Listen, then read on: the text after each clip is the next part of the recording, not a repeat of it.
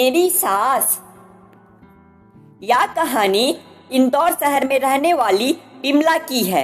वो घर की सबसे छोटी होने के बावजूद सबसे ज्यादा होनहार थी, लेकिन उसके दिमाग में सास की बहुत भयंकर तस्वीर थी। वह सोचती थी कि मेरी सास ही ना हो तो अच्छा रहे, लेकिन जब उसका अपनी सास से पाला पड़ा तो वो हुआ जो उसने सोचा भी ना था। कहानियों व उपन्यासों का उसे बहुत शौक था, सो कुछ उनका असर था, कुछ गली मोहल्ले में सुनी चर्चाओं का। बिमला ने अपने दिमाग में सास की एक तस्वीर खींच रखी थी। सास की जो ख्याली प्रतिमा उसने अपने मन में गढ़ी थी वह कुछ इस प्रकार की थी: बुरी या अधेर, दुबली या मोटी या रौबदार, जिसे सिर्फ लड़ना डांटना, ताने सुनाना व गलतियां ढूंढना ही आता हो, और जो अपनी सास के बुरे व्यवहार का बदला अपनी बहू से बुरा व्यवहार करके लेने को कमर कसे बैठी हो। सास के इस हुलिये से वह इतनी आतंकित रहती थी कि अक्सर सोचती थी कि अगर उसकी सास ही ना हो तो बेहतर होगा। ना होगा पास, ना बजेगी बांसुरी। एक दिन बिमला को अपनी बचपन की सहेली रागनी से मुलाकात हुई। बिमला रागनी के मेजर पति राहुल से मिलकर बड़ी प्रभावित हुई। उसे उसकी सास भी काफी आधुनिक लगी, पर बाद में जब रागनी से बातें हुई तो पता लगा उनका असली रंग क्या है। रागनी बिमला से कही, जानती है यार, मैं तो मम्मी जी को घर के सदस्य की तरह रखना चाहती हूँ, पर वे तो मेहमानों को भी मात कर देती है। शादी कितने सालों बाद भी मुझे पराया समझती है। मेरे सुख दुख से उन्हें कोई मतलब नहीं है। बस समय पर सज धज कर खाने की मेज पर आ बैठती है। कभी कभी तो उन पर बड़ा गुस्सा आता है।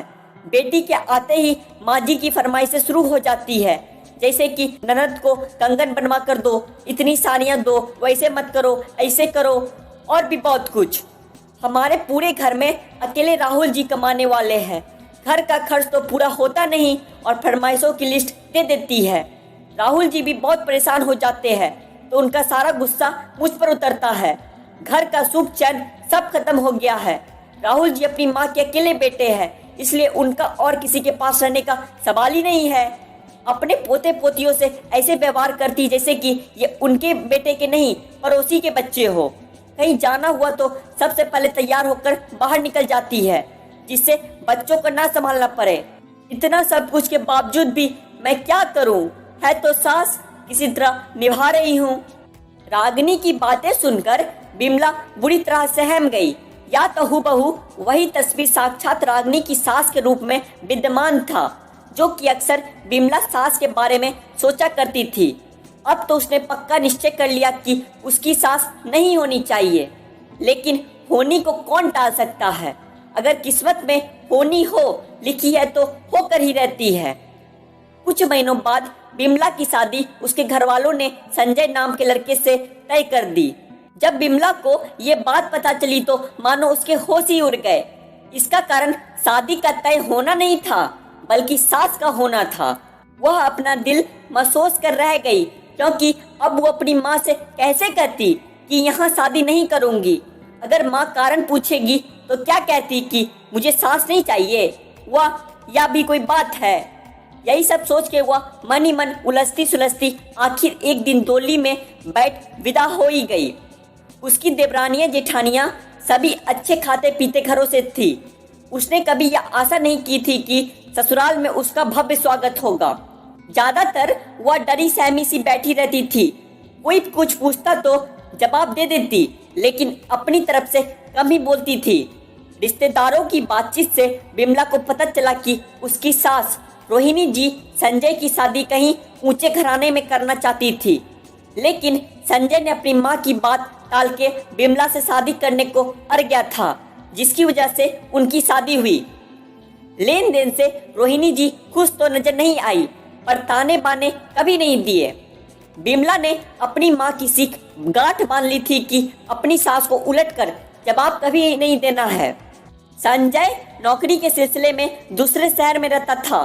बिमला उसी के साथ रहती थी। बीच बीच में वे दोनों अपने घर आते जाते रहते थे, लेकिन कभी भी रोहिणी जी ने बिमला को कोई भी बात के लिए नहीं टोका। बिमला से बिछिया नहीं पहनी गई।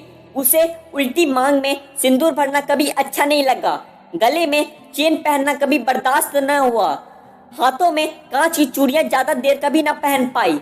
मतलब सुहाग की सभी बातों से बिमला को किसी न किसी प्रकार का परहेज था, लेकिन रोहिणी जी उसे कभी भी जोर देकर इन सभी चीजों के लिए मजबूर नहीं करती थी।